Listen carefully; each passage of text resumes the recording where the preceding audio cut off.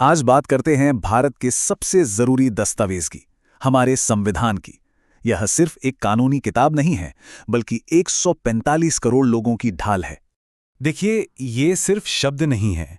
ये वो नींव है, वो भावना है जिस पर हमारा पूरा देश खड़ा है। तो सवाल ये उठता है कि आखिर ये दस्तावेज बना कैसे? क्या है इसकी कहानी? तो चलिए कहानी शुरू करते हैं 15 अगस्त 1947 से। भारत आजाद तो हो गया था, पर हमारे पास अपने कायदे कानूनों की कोई किताब नहीं थी। देश अब भी उन्हीं कानूनों पर चल रहा था जो अंग्रेज बनाकर गए थे। जरा सोचिए, एक ऐसा जहाज जिसका कोई कैप्टन ही ना हो।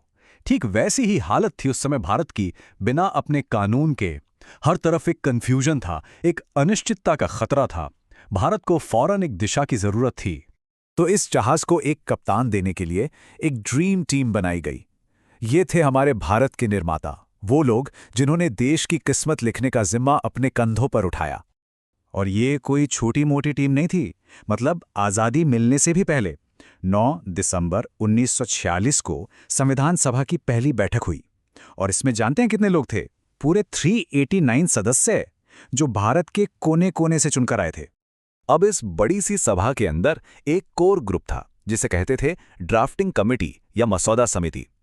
इसका सबसे जरूरी काम था संविधान का पहला मसौदा, मतलब पहला रफ ड्राफ्ट तैयार करना। और इस कमेटी के अध्यक्ष कौन थे? वो थे डॉक्टर बी.आर. अम्बेडकर। जी हाँ, वही जिन्हें हम सब संविधान का मुख्य शिल्पकार या the chief architect of the constitution कहते हैं। उनका ज्ञान और उनकी मेहनत इस पूरी कहानी के केंद्र में है। तो ये संविधान बना कैसे? हमारे निर्माताओं ने एकदम जीरो से शुरू नहीं किया। उन्होंने दुनिया भर से सबसे बेहतरीन आइडियाज को इकट्ठा करने के लिए एक जबरदस्त रिसर्च प्रोजेक्ट शुरू किया। 60, जी हाँ, पूरे 60 देशों के संविधानों को पढ़ा गया, समझा गया। और देखिए, ये सिर्फ कॉपी पेस्ट करना नहीं था। मकसद ये था कि दुनिया भर के तजुर्बों से सीखा जाए और ये समझा जाए कि भारत के लिए सबसे बेस्ट क्या रहेगा। तो जैसे फ्रांस से लिबर्टी और इक्वालिटी के आइडियाज लिए गए, अमेरिका से मिले फंडामेंटल राइट्स यानी हमारे मौलिक अधिकार, और ब्रिटेन से पार्लियामेंट्री सिस्टम लिया, लेकिन उसे भी भारतीय ज़रूरतों के हिसाब से बदला। तो ये एक तरह से दुनिया के बेस्ट आइडियाज़ का एक मिक्सचर था, जिसे भारत के लिए कस्टमाइज किया जा रहा था। लेकिन सिर्फ आइडियाज़ इकट्ठा कर लेना ही तो काफ़ी नहीं था, है ना? हमारे संविधान का जन्म किसी बंद कमरे में चुपचाप नहीं हुआ, बल्कि ये खुली और जोरदार बहसों का नतीजा था। एक तरह की शब्दों की लड़ाई। संविधान सभा की बैठकें चलीं पूरे 166 दिन तक। जरा सोचिए इस बारे में। 166 दिन सिर्फ और सिर्फ बहस, चर्चा और एक एक पहलू पर गहराई से सोचने के लिए। तो ये पूरा प्रोसेस चलता कैसे था? अच्छा, पहले कोई आर्टिकल पेश किया जाता था, फिर उसके एक एक शब्द पर, एक एक कॉमा पर जबरदस्त बहस होती थी। किसी को लगता कि भाई इसमें कुछ बदलना चाहिए, तो वो एक अमेंडमेंट यानी बदलाव का प्रस्ताव रखते थे।